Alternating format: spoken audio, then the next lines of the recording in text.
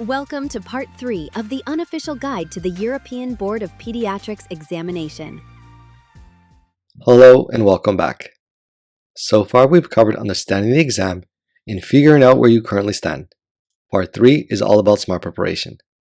You've done the mock exam and you've gotten your baseline. Now let's turn that into a realistic study plan setting you up for success. In this video, I'll show you a practical 3-phase study plan designed for busy schedules. A well thought out plan can make the difference between feeling in control and feeling overwhelmed or burned out. As Benjamin Franklin famously said, if you fail to plan, you are planning to fail. Good preparation isn't just about how many hours you study, it's about how you use that time wisely. Planning turns scattered effort into focused, purposeful preparation. Without a clear plan, it's easy to hit the halfway point and suddenly feel lost, unsure what to study next, or whether you're making real progress.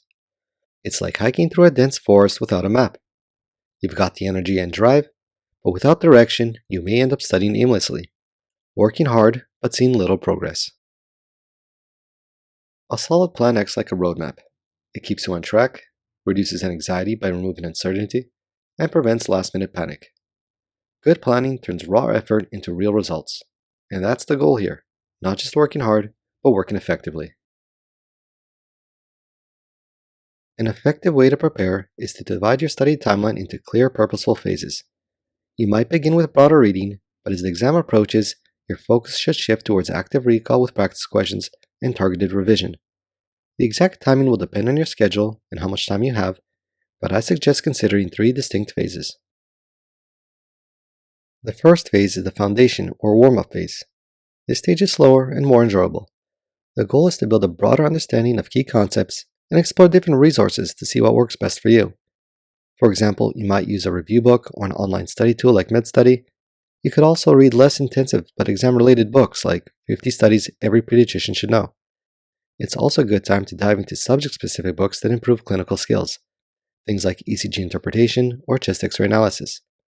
While passive reading is appropriate here, it's important to start practicing questions early, even in small numbers, as this helps build familiarity and stamina. The second phase is the intensive practice phase, which forms the core of your preparation. During this phase, your focus should shift heavily toward question banks. But it's not just about answering questions, it's about carefully reviewing explanations, taking notes, and identifying weak areas. This is where you truly build and reinforce your knowledge. Pay close attention to your mistakes.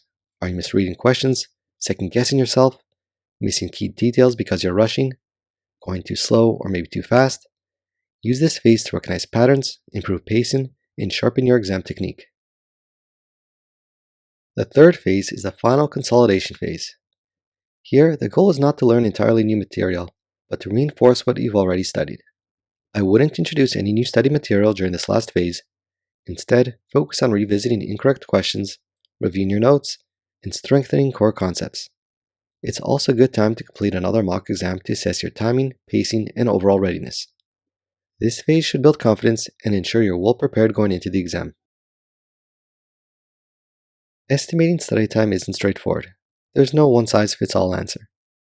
Consider your baseline knowledge, mock exam performance, and previous exam experience. Then factor in the reality of your schedule, workload, night shifts, and personal commitments. Ask yourself how much time you realistically have and how much you're willing to invest. Base your timeline on your own needs rather than what your colleagues did. Some candidates may pass with minimal preparation, while others benefit from a more structured, extended study period. Personally, I prefer a longer but more balanced preparation.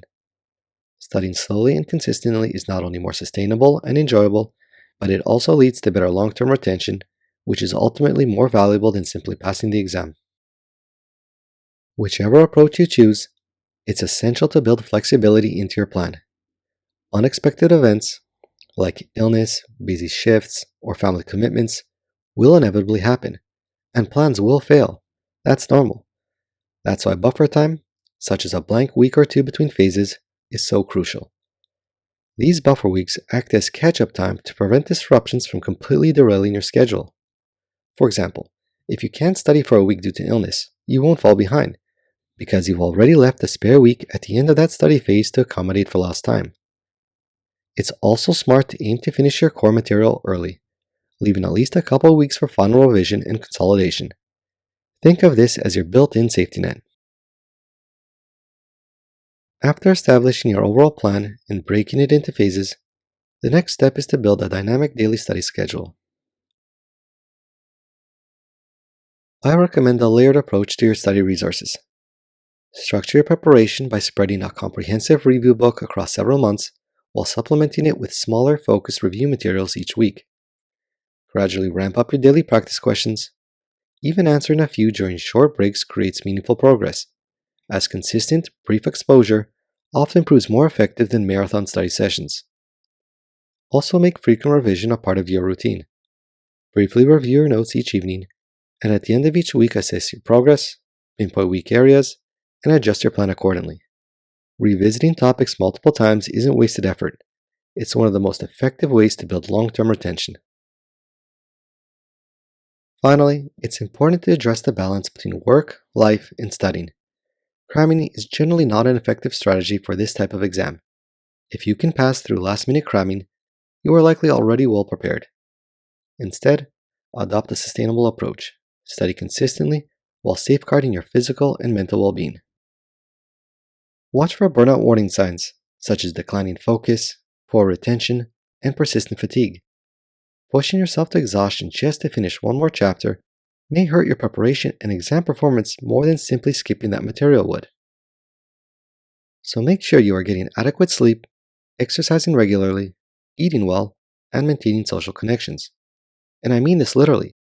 If you must choose between an extra hour of sleep and an extra hour studying rheumatology, choose sleep. Go to bed, every single time. Your brain requires rest to consolidate learning, and pushing through fatigue yields diminishing returns. When you're with your family or friends, be fully present.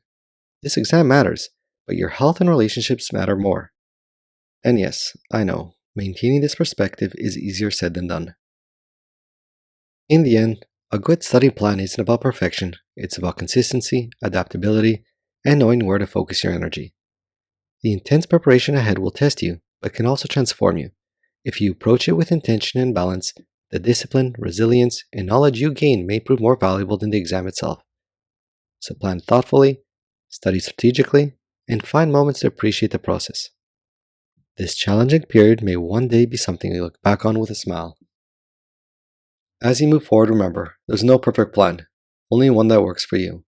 Stay consistent, stay flexible, and don't lose sight of your well-being along the way. Preparation for the exam is a journey, and how you approach it matters just as much as the end result. Now that you have a framework in place, it's time to fill that structure with the right content. In Part 4, we'll focus on choosing the right study materials, so that every hour you invest moves you forward efficiently. We'll explore resource selection guided by key concepts like practical relevance and return on investment. I hope to see you there. Thank you for watching Part 3 of this series. If you found this helpful, be sure to check out Part 4, where we explore how to choose the right study materials and make the most of your preparation time.